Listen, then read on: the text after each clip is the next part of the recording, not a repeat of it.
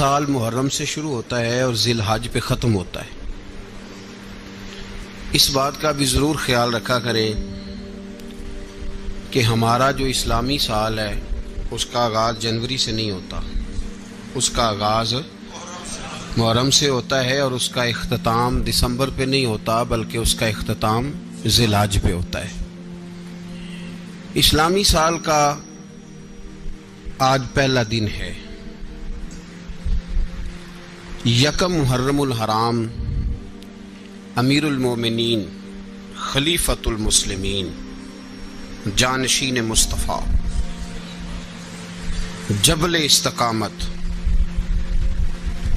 اور رسول اللہ کے دین کا بہت بڑا سپاہی حضرت عمر فاروق رضی اللہ تعالی عنہ، جناب عمر کا نام صرف کام نہیں، حضرت عمر کا نام انقلاب برپا کر دیتا ہے۔ حضرت عمر کا نام کفر کے ایوانوں میں جبر، ظلم، شرک کی وادیوں میں جب حضرت عمر کا نام بھی لیا جائے تو بے ایمان کانپنا شروع ہو جاتے۔ حضرت عمر فاروق رضی اللہ تعالی عنہ، حضرت عمر معمولی شخص نہیں، معمولی آدمی نہیں۔ کچھ لوگ صدیوں کے بعد پیدا ہوتے ہیں اور کچھ لوگ ایسے ہوتے ہیں جو ایک ہی بار پیدا ہوتے ہیں، ان جیسا دوسرا پیدا ہوتا ہی نہیں، دوسرا ان طرح کا پیدا ہوتا ہی۔ حضرت عمر رضی اللہ تعالی عنہ جیسی شخصیات پیدا ہی نہیں ہوتی دوبارہ۔ سارے صحابہ در رسالت مآب پہ خود آئے۔ یہ وہ عظیم شخص ہے جسے اللہ کے محبوب نے اللہ سے مانگ کے لیا، کہا اے اللہ یہ مجھے دے دے، اللہ سے مانگ کے لیا ہے۔ اس لیے صوفیاء کہتے ہیں کچھ مرید ہوتے ہیں کچھ مراد ہوتے ہیں، کچھ مرید ہوتے ہیں کچھ مراد ہوتے ہیں۔ مرید وہ ہوتا ہے جو چل کے آتا ہے، آ کے مرید ہوتا ہے۔ مراد وہ ہوتا ہے جسے کہا جاتا ہے کہ یہ کبھی میرا بن جائے نا، یہ کبھی آ جائے نا، میرا بن جائے، اس کو مراد کہتے ہیں۔ حضرت عمر مصطفیٰ کریم کی مراد ہیں، حضور کی مراد ہے۔ اللہم اعز الاسلام بے اسلام عمر ابن خطاب، اے اللہ اسلام کو عزت دے دے، میرے عمر کو کلمہ پڑھنے کی توفیق عطا فرما دے۔ اور کیسے دعا مانگی؟ اور یار حضرت عمر کی تو اس فضیلت کا کوئی جواب نہیں دے سکتا۔ میرے رسول پاک علیہ السلام سب کے لیے ہی دعا مانگتے ہیں نا، حضور کی دعا عام ہے، لیکن مصطفیٰ کریم نے کعبے کا غلاف تھام لیا اور غلاف کعبہ کو حضور نے سینے سے لپٹایا اور سینے سے چمٹا کے کہا اے اللہ میں نے تو کبھی سوال ہی زیادہ نہیں کیے، میں کرنے آیا ہوں، مجھے عمر دے دے، عمر دے دے۔ حضور نے مانگ کے لیا۔ اور پھر جب جس کو حضور مانگے اللہ سے کہ حضرت عمر رضی اللہ تعالیٰ عنہ کا آج یوم شہادت ہے، میرا تو دل کرتا تھا کہ فجر سے باتیں شروع ہوں اور سارا دن ہی عمر کی باتیں ہوتی رہیں، سارا دن جناب عمر کی باتیں، سارا دن، اس لیے کہ ذکر جناب عمر کا ہوگا پر راضی اللہ کے رسول ہوں گے صلی اللہ، تو جاگ کے بیٹھے، خوش ہو کے بیٹھے۔ ہمارے ہاں منایا ہی نہیں جاتا، بابے اللہ کیتا ساؤن بھادروں اسو کتا تے منڈے جنوری فروری، تو اسلامی سال بھی گیا اور وہ تاریخیں بھی ساری گئیں۔ یکم محرم امت مسلمہ کے لیے بہت بڑا دن ہے، بہت بڑا دن۔ یہ شہادت ہے حضرت عمر فاروق کی رضی اللہ تعالی عنہ۔ یہاں چھوٹی چھوٹی باتوں پہ گورنمنٹ چھٹی کرتی پھرتی ہے، چھوٹی چھوٹی باتوں، الیکشن ہو گیا تو چھٹی، فلاں جگہ پہ تھوڑا سا کسی نے خبر دے دی کہ کوئی پریشانی ہے تو چھٹی، فلاں جگہ یہ ہو گیا تو چھٹی، یہاں تک کہ فلاں وزیر صاحب فلاں علاقے میں آئیں گے تو سارے علاقے کو چھٹی۔ اور اب تو اس سے بڑا حال ہونے لگا ہے، اگر جن لوگوں کی سندھ میں حکومت ہے ان کے لیڈر کا دن آیا تو اس دن چھٹی، اور جن کی پنجاب میں حکومت ہے ان کا دن آیا تو چھٹی۔ ہمارا مطالبہ ہے حکومت پاکستان سے، اگر سر اٹھا کے جینا چاہتے ہو تو یکم محرم کو چھٹی کیا کرو، اگر سر اٹھا کے جینا چاہتے ہو تو یکم محرم کو چھٹی کرو جناب عمر کے دن، اور ملت کے جوانوں کو بتاؤ کہ اگر عزت کی زندگی جینا چاہتے ہو تو اس طرح جیو جس طرح فاروق اعظم جی کے گئے ہیں۔ عزت اور وقار کی زندگی، جمہوریت حضرت عمر سے سیکھنی پڑے گی، حکومت کرنے کے طریقے حضرت عمر سے، رعایا کو سیکھنا پڑے گا کہ امیر کس طرح بنایا جاتا ہے اور امیر کس طرح کے ہوتے ہیں۔ یہاں لوگ ہمیں یورپ کی مثالیں دیتے ہیں، لوگ یہاں ہمیں آ کر کے امریکہ کی مثالیں، انہیں کیا پتا حکومت کیا ہوتی ہے؟ وہ کہتے ہیں جی وہ سائیکل پہ جاتا ہے ان کا حکمران۔ میں نے کہا وہ سائیکل پہ جاتا ہے؟ میرے عمر فاروق مدینے سے مکے گئے تھے تو پیدل ہی حج کرنے چلے گئے، پیدل ہی۔ اور جناب عمر فاروق رضی اللہ تعالیٰ عنہ عید کی نماز پڑھانے گئے، عید کی نماز عمر خطبہ عید دینے گئے۔ اور اس زمانے میں کون سا غریب ہے جو ننگے پاؤں جاتا ہو؟ کون سا غریب ہے جو مسجد ننگے پاؤں جاتا ہو؟ لوگوں نے تو 3 قسم کی چپلیں رکھی ہوئی ہیں، ایک مسجد جانے کی علیحدہ ہے، گھر پہننے کی علیحدہ ہے، شادی بیاہ پہ جانے کی چپل علیحدہ ہے۔ حضرت عمر فاروق رضی اللہ تعالیٰ عنہ نکلے عید کا خطبہ دینے کے لیے تو بیوی سے کہنے لگے جوتا، اس نے کہا صاحب اتنی دفعہ ٹوٹا ہے اب گانٹھا نہیں جا سکتا، اتنی دفعہ ٹوٹا ہے کہ اب دوبارہ پیمند نہیں لگ سکتے۔ تو حضرت عمر کہنے لگے چل کوئی حرج نہیں ہے، بغیر جوتے کے ننگے پیر ہی چلتے ہیں، کوئی حرج نہیں۔ تو کہنے لگے لوگ کیا کہیں گے؟ فرمایا چپ کر، لوگ جس دن عمر نے یہ دیکھ لیا نا لوگ اس کے بارے میں کیا کہتے ہیں، اس دن عمر نہیں رہے گا۔ تو کہا پھر آپ کا نظریہ کیا ہے؟ فرمایا میرا نظریہ یہ ہے کہ رب رسول میرے بارے میں کیا کہتے ہیں، لوگوں کا کیا ہے؟ لوگ کل کسی کے بارے میں کچھ کہتے ہیں اور پرسوں کچھ کہتے ہیں، میرا نظریہ یہ ہے کہ رب رسول میرے بارے میں ننگے پیر عمر جا رہے ہیں۔ کون جی؟ میں بڑا ماڑا۔ اچھا جناب کیا غربت ہے؟ 10 قسم کے جوڑے لٹکے ہوئے ہیں کمرے میں اور پہننے کی فرصت نہیں، سویرے کیا پہننا ہے شام کیا پہننا ہے، 15 سوٹ کٹھے استری ہو کے لانڈری والا بھیج رہا ہے، اور تو غریب ہے، تو بہت بڑا غریب ہے۔ اس لیے کہ غربت پیسوں کی وجہ سے نہیں ہوتی، غربت تو دل کی ہوتی ہے۔ تو واقعی بڑا غریب ہے اور تو غریب ہی رہے گا۔ امیر تو عمر فاروق تھے جو ننگے پاؤں چلے گئے عید کی نماز پڑھانے، تو رستے میں جو ملا کہنے لگا عمر جوتا تو پہن لو۔ فرمایا تمہیں عمر کا جوتا نہ پہننے کا نقص تو نظر آیا ہے، کوئی حرج نہیں، اگر عمر کو کبھی بتانا ہوا تو وہ والا نقص بتانا جو عمر کی سیرت میں پیدا ہو، کردار میں پیدا ہو، وہ والا نقص بتانا، یہ چھوڑو جوتے آتے جاتے رہتے۔ ننگے پاؤں گئے، پاؤں دھوئے، نماز پڑھائی، لوٹ آئے۔ او بھائی یہاں تو ہمارا بناؤ سنگار اترنا، جتنی توجہ کپڑوں کی طرف ہے اتنی توجہ کبھی ہماری علم کی طرف ہوتی نا، جتنا ذوق شوق ہمارا بناؤ سنگار کی جانب ہے، اتنا بناؤ سنگار کبھی ہمارا اخلاقیات کی جانب ہوتا تو معاملات بڑی حد تک سنورے ہوئے ہوتے۔ حضرت سیدنا فاروق اعظم رضی اللہ تعالی اپنی زندگی کو ترتیب دیا، ایک دن بھی خلافت نہیں مانگی اللہ سے۔ حضرت عوف بن مالک اشجعی ایک صحابی ہیں، حضرت عوف بن مالک رضی اللہ تعالیٰ عنہ فرماتے ہیں کہ جناب ابو بکر صدیق کا زمانہ تھا تو میں نے خواب دیکھا، میں نے خواب میں جناب عمر کو دیکھا، اور میں نے دیکھا کہ کوئی کہنے والا کہہ رہا ہے کہ عمر وہ ہے کہ اللہ کے رستے میں کوئی اسے جتنا مرضی برا بھلا کہے یہ پرواہ نہیں کرتا۔ کس کے رستے میں؟ بولے سارے۔ اس کا مطلب ہے اللہ کے رستے میں لوگ برا بھلا بھی، قرآن مجید نے کہا وَلَا يَخَافُونَ لَوْمَةَ لَائِمٍ، کچھ لوگ ایسے ہیں جو برا بھلا کہنے والوں کی پرواہ نہیں کرتے۔ آپ یقین کریں اگر پرواہ شروع ہو جائے نا تو دین کا کام ختم ہو جائے، نہ کوئی تقریر کرے، نہ کوئی تدریس کرے، نہ کوئی پیری مریدی کرے، ختم ہو جائے اگر باتوں کی پرواہ ہو۔ لیکن وہ پرواہ، حضرت عوف بن مالک اشجعی کہتے ہیں میں نے خواب میں دیکھا کہ عمر وہ ہے جو کسی کی پرواہ، اور دوسری بات میں نے یہ دیکھی کہ عمر خلیفہ بنے گا، اور تیسری بات میں نے خواب میں یہ دیکھی کہ عمر شہید بھی کیا جائے گا، عمر شہید بھی ہوگا۔ یہ میں نے 3 باتیں خواب میں دیکھی۔ فرماتے ہیں میں نے آ کے خواب حضرت ابو بکر صدیق کو سنائی، وہ خلیفہ تھے، وہ کہنے لگے ٹھہر جا میں عمر کو بلاتا ہوں، اس کے سامنے دوبارہ سنانا، اس کے سامنے۔ فرماتے میں نے بلایا हजरत उमर फारूक को आके बैठे, ख्वाब शुरू हुआ। का एक बात तो मैंने ये देखी कि आप मलामत करने वाले की परवाह नहीं करते। दूसरा, आप खलीफा बने कि जनाब उमर कहने लगे चुप कर, अबू बकर के सामने ही कह रहा है, चुप कर, खलीफा के सामने ही कह रहा है। तो अबू बकर सिद्दीक कहने लगे उमर इसे कहने दो, मुझे लगता है रब की रजा यही है कि मेरे बाद अगर मुस्तफा का मिंबर मिले तो उमर को मिले, इसे कहने दो, कहने दो।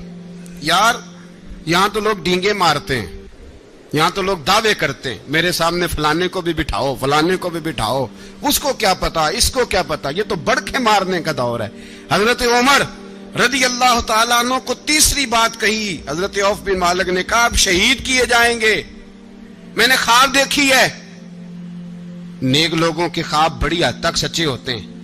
कहा मैंने ख्वाब देखी है। तो हजरत उमर कहने लगे शहीद तो दलेर लोग होते हैं, शहीद तो दलेर, जिसे सारा जमाना दलेर कह रहा है वो अपने बारे में क्या कह रहे हैं, कहते हैं शहीद तो दलेर। मैं तो काहिल सा आदमी हूं, सुस्त आदमी हूं, मैं तो इतना काम ही नहीं करता। तो ये ख्वाब तूने जो ठीक है देखा है ना, फिर से देखना।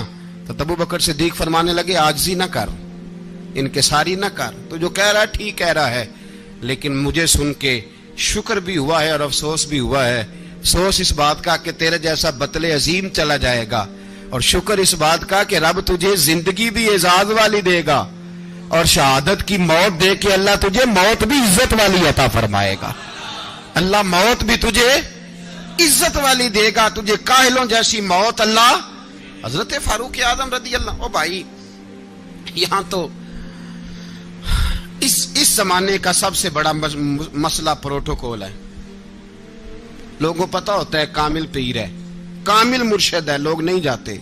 मैं किसी का मुरीद हो जाऊं, मेरा प्रोटोकॉल किधर गया? पता होता है ये कामिल उस्ताद है, मैं इसके पास बैठूंगा तो मेरी तरबियत करेगा, लेकिन लोग शागिर्द नहीं बनते। मैं किधर गई? ये जो प्रोटोकॉल की मुसीबत है ना, इसने बड़े बड़े लोग जीरो कर दिए, बड़े बड़े लोग। और ये मत समझे कि आपका वजीर आजम प्रोटोकॉल लेता है या आपका सदर प्रोटोकॉल, वुज़ारा, ऐसी कोई बात नहीं।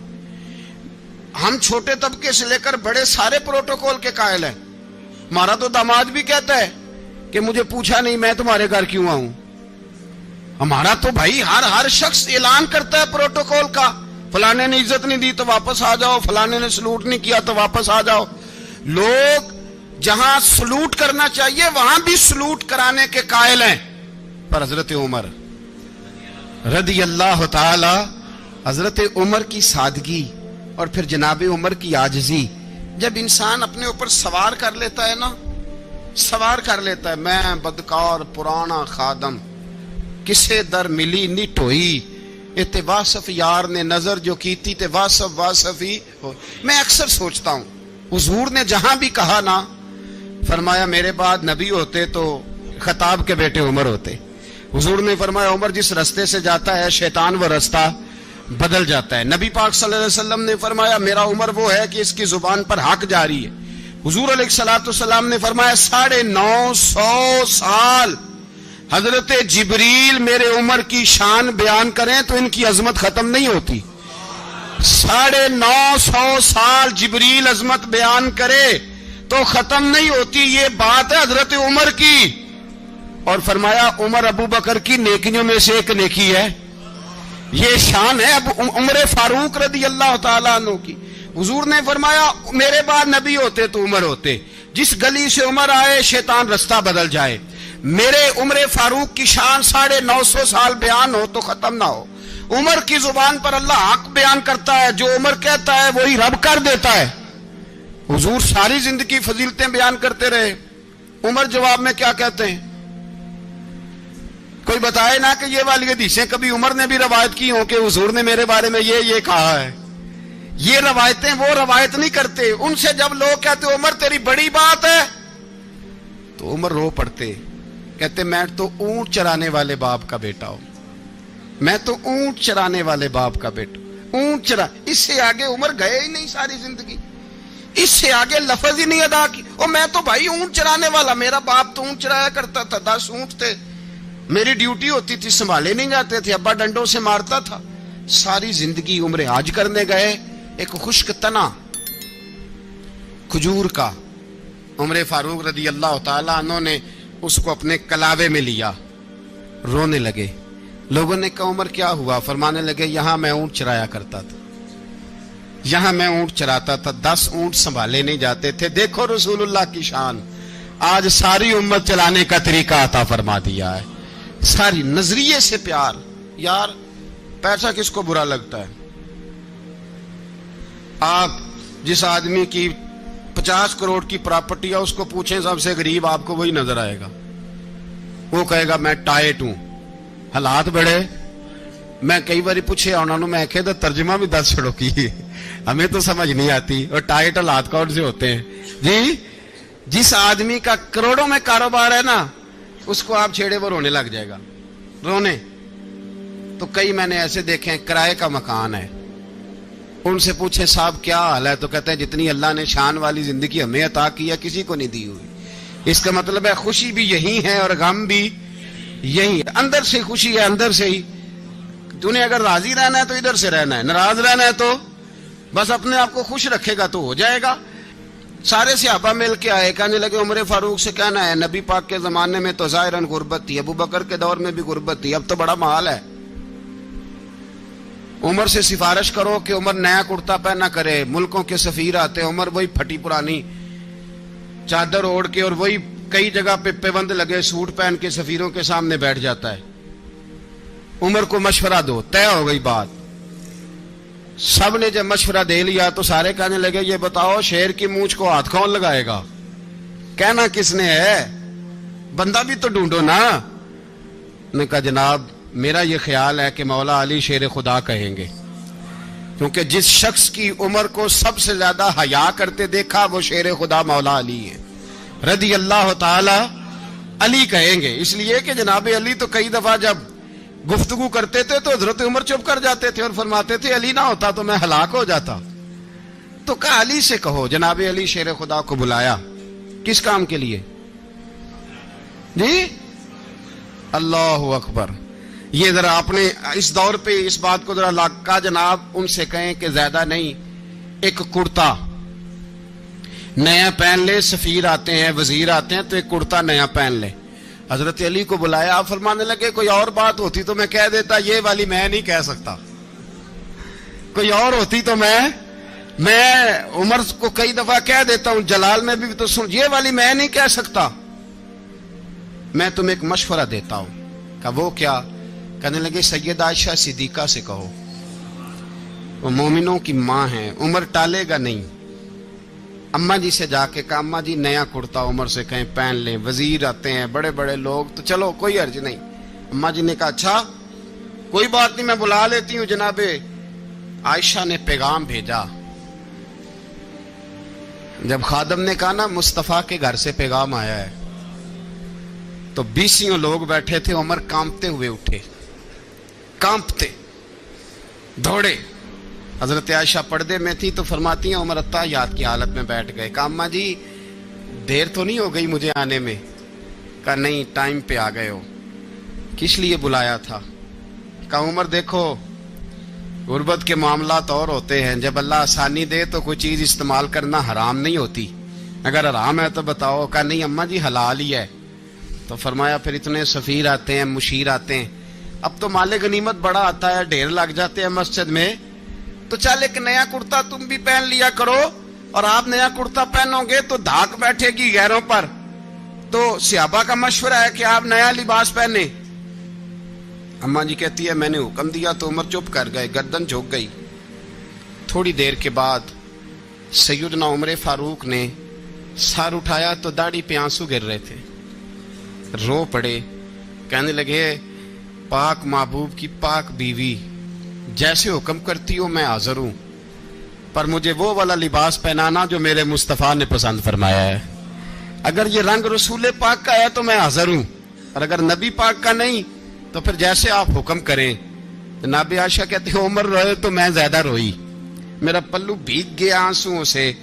میں نے کہا عمر آپ جائیے۔ عمر یوں نکلے تو جو صحابہ کھڑے تھے وہ کونے میں تھے، سارے آ گئے۔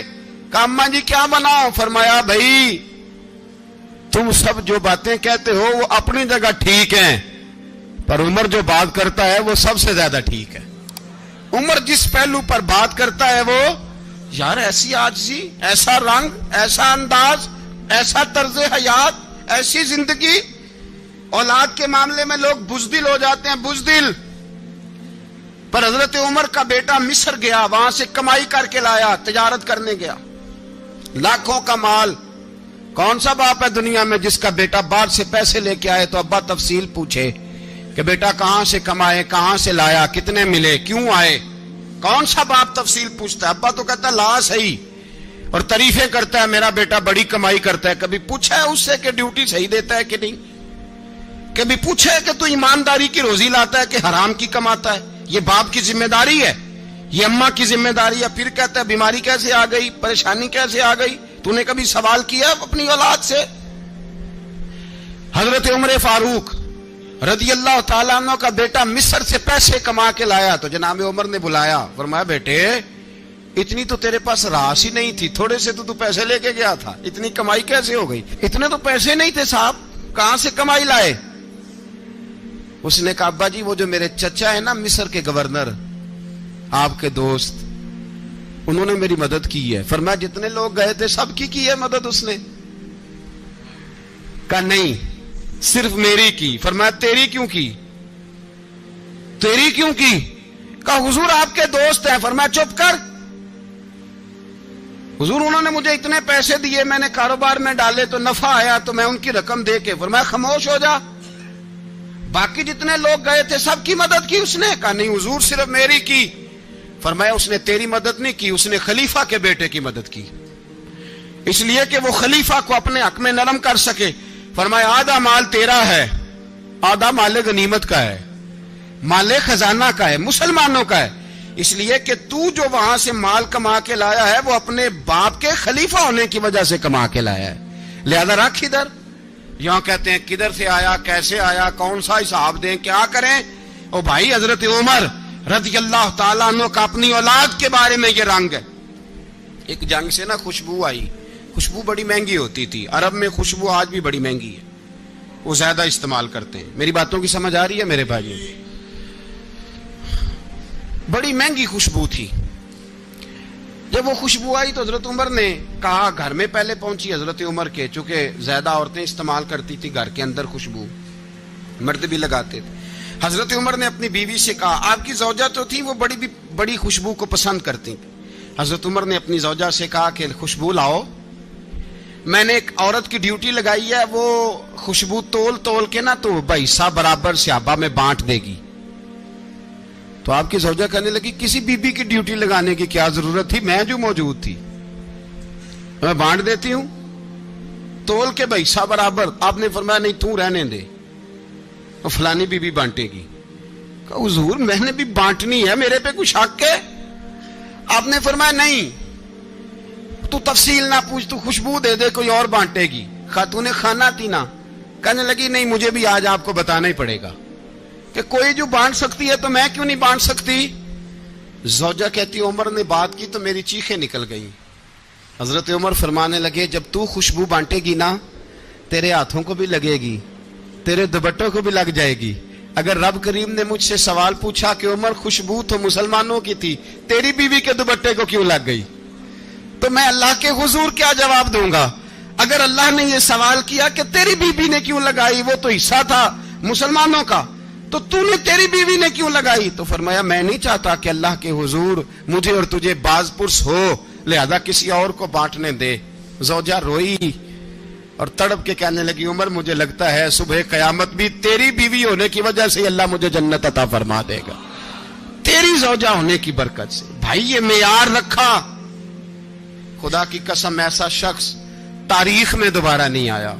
اتنا بڑا آدمی، اتنا بڑا شخص، اتنا بڑا آدمی، اور پھر رنگ یہ ہے کہ عمر 22 لاکھ مربع میل کا حکمران، 22 لاکھ، اور کھجور کے درخت کے نیچے مٹی کا ڈھیلا لے کے سو گئے ہیں، پرواہ کوئی نہیں، کوئی مسئلہ ہی نہیں.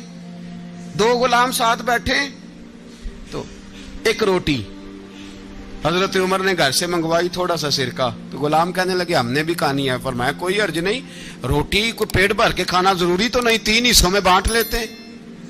ایک آدمی آیا ہوا تھا مصر کا رہنے والا ملنے کے لیے. اس نے پوچھا عمر کدھر ہے؟ تو کہا وہ ادھر جاؤ مسجد میں بیٹھے ہوں گے. اور واپس آیا تو کہنے لگا وہاں تو 3 غلام بیٹھے ہیں, ایک روٹی بانٹ بانٹ کے کھا رہے ہیں, لگتا ہے کئی دنوں سے روٹی نہیں ملی. کہا 3 غلام تو کوئی نہیں, وہاں 2 ہی تھے, تیسرے تو امیر المومنین تھے. اس نے کہا نہیں نہیں 3 غلام ہیں, کپڑے بھی ایک طرح کے پہنے ہوئے ہیں, بلکہ 2 کے تو پھر صحیح ہیں, تیسرے کے تو زیادہ ماڑے ہیں. کپڑے بھی ایک طرح کے, کھانا پینا بھی ایک طرح کا, اور ان کا نشست برخاست بھی ایک طرح کی ہے, لہذا کوئی فرق نہیں. حضرت ابو ہریرہ کہتے ہیں میں لے کے آیا, اور جناب عمر کو جب میں نے کچی زمین میں تامت سمیٹ بیٹھے دیکھا تو میں رو پڑا. میں نے اس مصر سے آنے والے کو کہا تو اس کے جلوے دیکھ, اگر اس کی ذات میں اتنا حسن ہے تو محمد عربی کا مقام کیا ہوگا. یہ مقام غور ہے, مقام غور. 10 محرم کو لوگ دیگے پکائیں گے نا, نہیں پکانی ہے؟ کوئی بول دے نہیں, ہاں نہ نہیں کر دے. پروگرام بدلیا تو نہیں دی عید کی کہ وہ ایک کام شروع ہوا ہے لات ٹائٹ ہونے والا.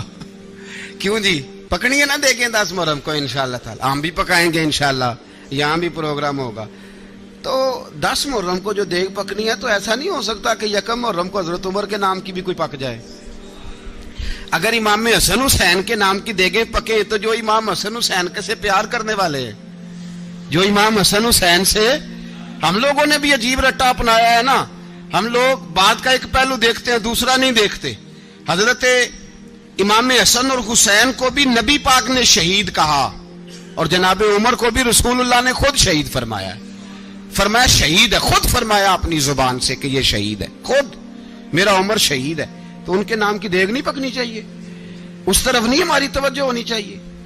اور اہل بیت نبو, یہ بات میں پہلے بھی کرتا ہوں, آج پھر کرنا ضروری سمجھتا ہوں. اہل بیت کا پیار سن لو کان کھول کے, اہل بیت کا پیار اگر ہمیں کسی نے سکھایا ہے تو سیدنا عمر فاروق نے سکھایا ہے.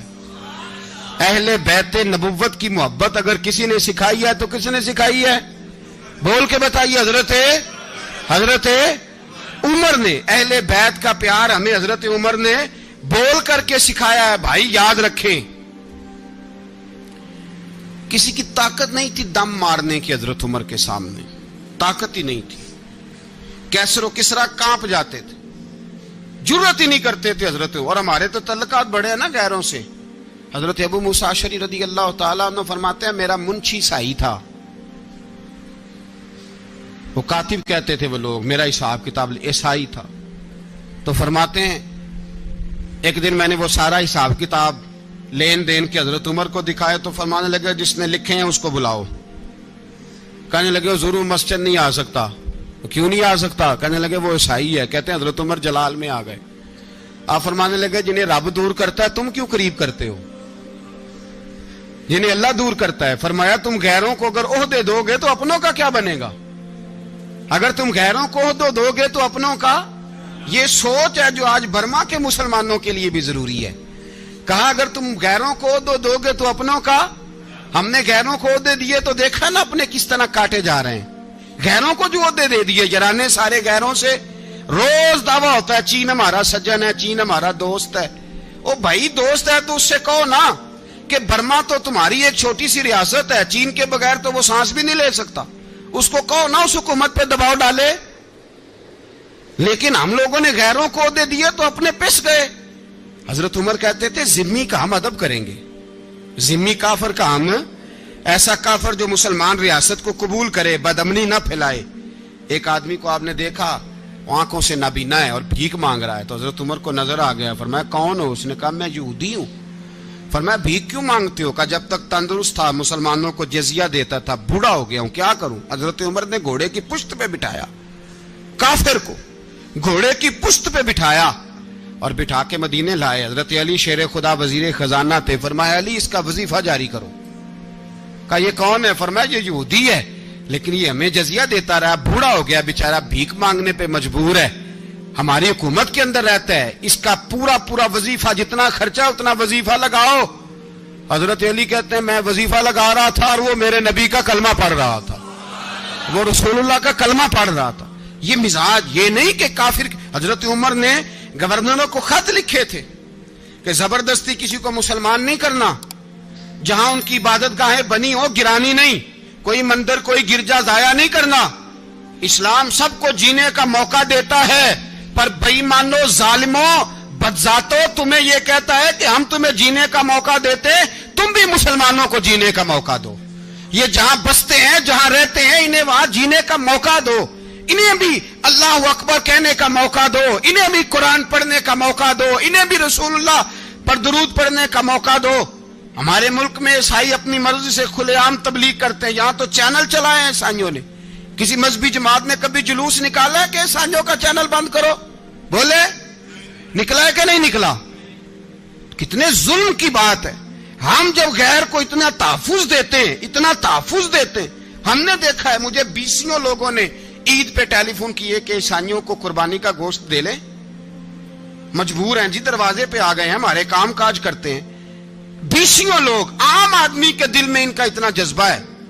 وہ مسائل کا بیان کرنا ایک علیحدہ بات, لیکن ہمارے دل کافر کے حق میں بھی نرم ہو جاتے ہیں. تم کس قدر زیادہ بے ایمان ہو اور کفر کس قدر زیادہ ذلیل ہو گیا ہے کہ مسلمان کے حق میں نرم ہوتا ہی نہیں. اور اس سے بڑے ذلیل وہ ہیں جو ان ذلیلوں کے سپورٹر ہیں. وہ کسی عرب ملک کے حکمران ہو یا کسی اور جگہ کے, وہ بڑے ذلیل ہیں جو ان ذلیلوں کے سپورٹر ہیں, جو برما کی بچیوں کے قتل پر اپنی حکومتیں چمکا رہے ہیں. انہیں شرم نہیں آتی. اس قدر مسلمان تڑپا ہے, لیکن ان بے غیرتوں کو ذرا ہوش نہیں آئی. اور یہ ان کے کماش, ان کے دلال جو ہر جگہ ان کی سپورٹ کر کے اپنی حکومتیں قائم کرتے ہیں, بے ایمانوں کو پتہ نہیں کہ کب ان پر اللہ کا عذاب اترے گا اور کس طرح ان کے پرخشے اڑیں گے. تمہیں اپنی ذلت اور رسوائی نظر نہیں آ رہی کہ زمین کس طرح تمہارے لیے تنگ ہو گئی ہے؟ اس سے زیادہ اور تمہاری رسوائی کیا ہوگی؟ ڈرو اللہ سے. اور یہ تو دنیا کا عذاب ہے. ان بطش ربک لشدید, میرا رب کہتا ہے قیامت تو قائم ہونے دے. جتنا سخت تیرے رب کی پکڑ ہے اتنی کسی دوسرے کی ہو سکتی.